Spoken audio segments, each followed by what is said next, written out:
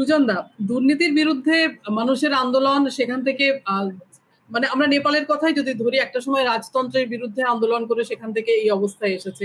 আবার এখন রাজতন্ত্র ফিরিয়ে আনারও দাবি শোনা যাচ্ছে। দুর্নীতির বিরুদ্ধে যেমন অভিযোগ রয়েছে, আন্দোলন হচ্ছে, তেমনি রাজতন্ত্র ফিরিয়ে আনারও। মানে কোনো ভালো অপশন সত্যি সত্যি আন্দোলন করার পর কোনো ভালো কিছু কি কোনো অতীত অভিজ্ঞতা থেকে আমরা সেরকম কিছু পাচ্ছি? এবং সত্যি সত্যি সুদীপ্তদাও যে কথা বললেন যে রাজনীতিবিদরা যারা রয়েছেন আমাদের চারপাশে, যারা আমাদের শাসন করছেন, তাদের চিন্তা ভাবনা করার যথেষ্ট সময় এসেছে। এবং গোটা বিষয়টাই একটা পাশ্চাত্য উপনিবেশ একটা গড়ে ওঠার মতো একটা ব্যাপার কিন্তু পরিস্থিতি দেখা যাচ্ছে প্রায় অনেক অনেক জায়গাতে, আমাদের আশপাশের প্রতিবেশী দেশগুলোতে। নেপালে তো অনেকদিন ধরে একটা মানে পজিটিভ চেঞ্জ হবে বলে আন্দোলন বহু বছর ধরে চলছে। আজকে থেকে 20 বছর আগে, আসলে 19 বছর, 2006 আমি তখন আমি নেপালে ছিলাম, এই পাশ থেকে ও পাশ ঘুরে বেড়াচ্ছি। যখন মাওয়িস্টরা ক্ষমতায় এলো 2006, তখন তো একটা বিরাট একটা উদ্দীপনা ছিল, খুব বড় একটা এনথুসিয়াজম ছিল যে রাজতন্ত্র শেষ হলো এবং আমরা আমাদের নিজেদের সরকার কায়েম করব, আমরা জনগণের ভালো করব। আমি রুকুম, রোলপা, পশ্চিম নেপাল থেকে ঘুরে গাড়ি করে, বাসে করে তারপরে এসে কাঠমান্ডুতে পৌঁছেছি। কাঠমান্ডুতে এসে আলটিমেটলি যেটা সুবিধা পয়েন্ট আউট করলো, ছোট দেশের একটা জিনিস হয় যে রাজধানীতে একটা অভ্যুত্থান হলে যেন মনে হয় গোটা দেশের একটা হ্যাঁ, এই যে মানে আমি মোটামুটি যদি পয়েন্ট আউট করতে পারি, প্রায় মোস্তান, যেটা হচ্ছে টিবেট, ইন্ডিয়া, নেপালের ট্রাই জাংশন, ওখান থেকে শুরু করে আমি পূব দিকে আসছি, আলটিমেটলি কাঠমান্ডুতে এসলাম। রুকুম, রোলপাতে তখন পশ্চিম দিকে মাওবাদীদের ঘাঁটি ছিল। আর তরাই অঞ্চলটা একটু অন্যরকম। যত উপরে ওঠে, যত উত্তরের দিকে যায়, যত টিবেট বা চীনের দিকে যায়, তত পাহাড়ের উচ্চতাও বাড়ে, তত ভেজিটেশনও কম, জঙ্গল কম, আর পাহাড় বরফ, মানে আমরা যেরকম লাদাখে অনেকটা দেখি, অনেকটা সেই ধরনের ট্রেন।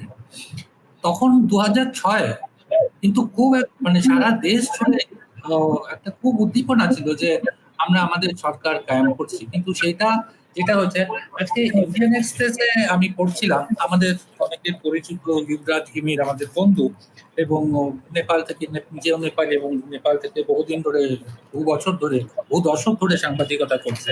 ওই ইন্ডিয়ান এক্সপ্রেসে একটা এক্সপ্লেনার লিখেছে, সেটা আমি মন দিয়ে পড়ছিলাম, এবং একটা মানে এক্সপ্লেনারটা হচ্ছে যে এই আন্দোলনটা কেন হচ্ছে। ডিজিটাল টেকনোলজি এবং সোশ্যাল মিডিয়া ব্যানের একটা কারণ আছে, কিন্তু একটা জায়গায় বলছে, এবং মানে গত 16 বছরে নেপালে 14টা সরকার হয়েছে, এবং আজকের ঘটনার পরে মানে 15তম সরকার হতে চলেছে। সেই সরকারের কি চরিত্র হবে আমরা এখনো জানি না, কিন্তু মানে বোঝাই যাচ্ছে। মানে একটা জায়গায় লিখছে, পাওয়ার হ্যাজ বিন রোটেটিং, মানে ঘুরছে, among Oli Pushpakamal Dahal Prachanda of the Maoist Center and 5-time PM Sher Bahadur Deuba in alliances that are frequently made and unmade. আপনি কোন দেশে মানে 1950, 60, 70 দশকে ল্যাটিন আমেরিকায় আমরা শুনেছিলাম যে কেউ প্রধানমন্ত্রী হয়েছে, মানে কটা জায়গায় আমরা দেখি, মানে this is first banana republic actually. Sher Bahadur Deuba 5 বার প্রধানমন্ত্রী হয়েছে, একটা গণতান্ত্রিক দেশে এটা সম্ভব? আর এর মানে, কিন্তু নেপালের ব্যাপারটা কি, নেপালের যে জিওগ্রাফিটা হচ্ছে, তরাইটা হচ্ছে ইউপি, বিহার, পশ্চিমবঙ্গের সংলগ্ন প্লেনল্যান্ড, সেখানটা চাষবাস বেশি হয়। তারপরে you have the Shivalik range, তারপরে you have the Kathmandu valley, Pokhara valley, তারপরে মস্তাং ভ্যালি, আপার রিজেস, মানে এরকম লেয়ার, মানে যেরকম হিমালয় পর্বতের আমরা যে জিওগ্রাফিটা। তো নেপালে অনেক সময় আন্দোলনগুলো হরিজন্টালি, মানে ধরুন মানে ভ্যালি, উপত্যকা ধরে ধরে, কেন উপত্যকায় মানুষ বেশি বলেই উপত্যকায় আন্দোলনটা বেশি করে হয়। এখন অবধি আমরা যেটা দেখছি এইবারে নেপালের আন্দোলন, কাঠমান্ডু ছাড়া যা রিপোর্ট আসছে শহরগুলো থেকে আসছে, এবং পশ্চিমবঙ্গের সংলগ্ন যে জেলাগুলো নেপালের, পূর্ব নেপালে, মানে বিশেষ করে ঝাপা থেকেই কিন্তু কৃষ্ণপ্রসাদ ওলি, ঝাপার মধ্যে 6টা না 7টা কনস্টিটিউয়েন্সি, এবং প্রায় 7টা কনস্টিটিউয়েন্সির মধ্যে 5বার উনি নির্বাচনে কন্টেস্ট করে পাঁচটা বিভিন্ন ঝাপার কনস্টিটিউয়েন্সি থেকে উনি এমপি হয়েছেন, এবং সেই কৃষ্ণপ্রসাদ ওলি ওখান থেকে কৃষ্ণপ্রসাদ ওলিরও কিন্তু মানে এদের সবাই কিন্তু একটা মানে একটা সময় প্রগতিশীল কমিউনিস্ট চরিত্র ছিল, এবং কমিউনিস্ট শুধু না, কমিউনিস্ট ওরা নিজেদেরকে কমিউনিস্ট পার্টি, মাওবাদী বলে ঘোষণা করেছিল।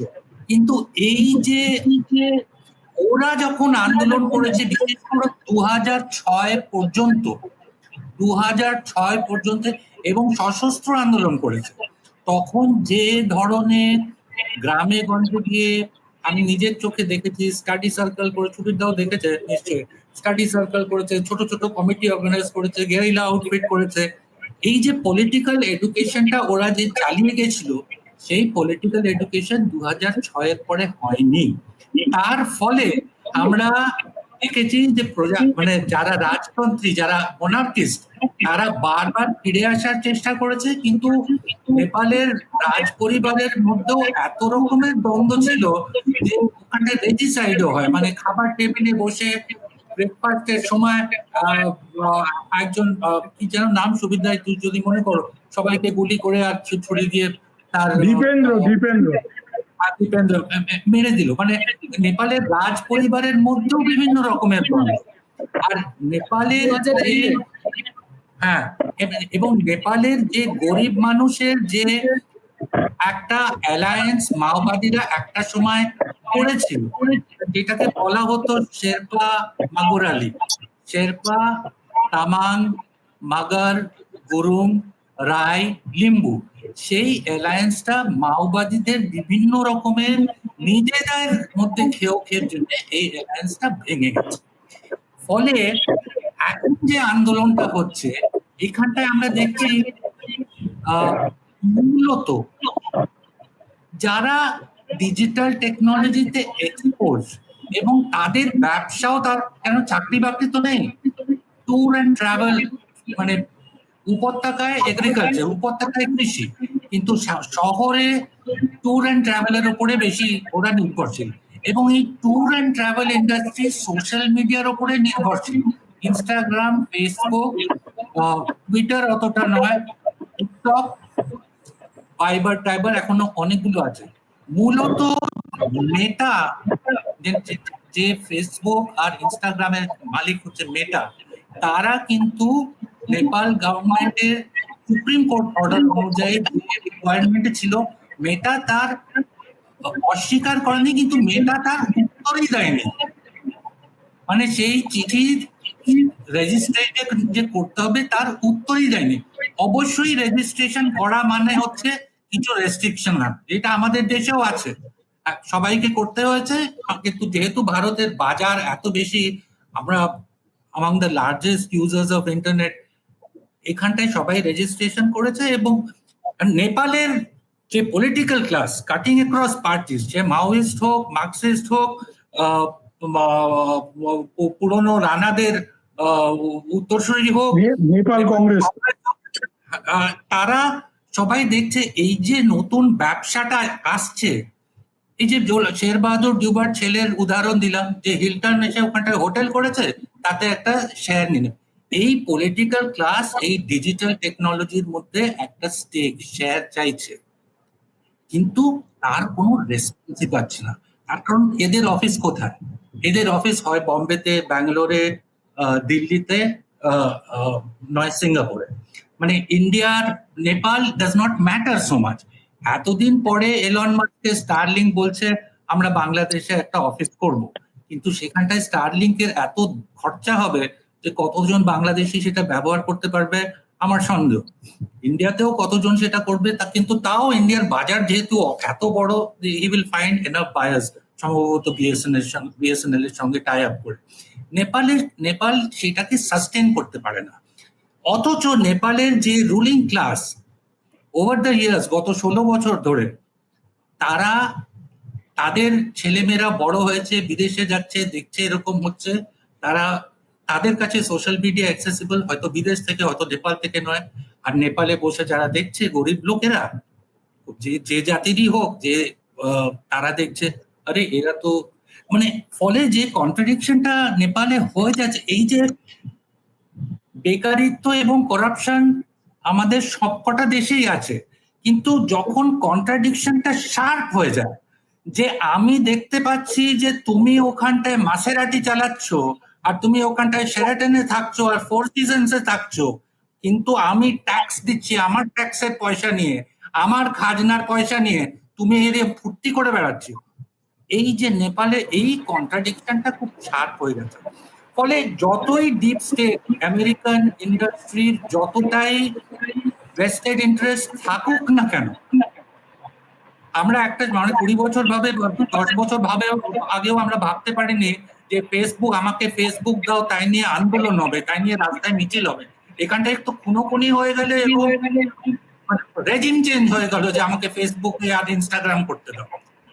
হ্যাঁ, কিন্তু কেন হচ্ছে এই যে এই কন্ট্রাডিকশনটা এত শার্প হয়ে গেছে, যে আমি দেখছি যে 10,000 লোকের মধ্যে 3টে লোক এত বড় লাভ করছে, কিন্তু আমি বলতে পারছি না।